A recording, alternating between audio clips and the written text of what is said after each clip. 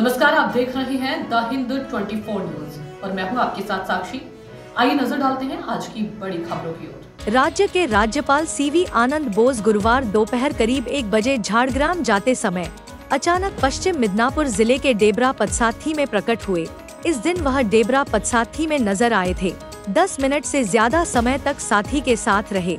कुछ देर आराम करने के बाद वे गर्म पानी को अपना साथी बनाकर झाड़ग्राम के लिए चल पड़े। पता चला है कि वह दोपहर में दोबारा सामने आएंगे। 5 साथी के स्टाफ ने बताया कि वह थोड़े बीमार लग रहे थे।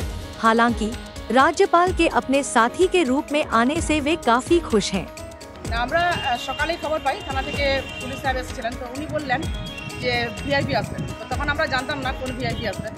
পরে আমরা জানতে পেরেছি আসার পরে যে উনি আমাদের রাজ্যপাল আসছিলেন, ডক্টর সিভি আনন্দ বোস।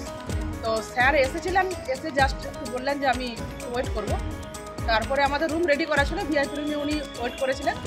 তো মানে আমরা খুবই দুঃখিত, ওনাকে কিছু খাওয়াতে পারলাম না, মানে দেখে মনে হচ্ছে উনি একটু অসুস্থ।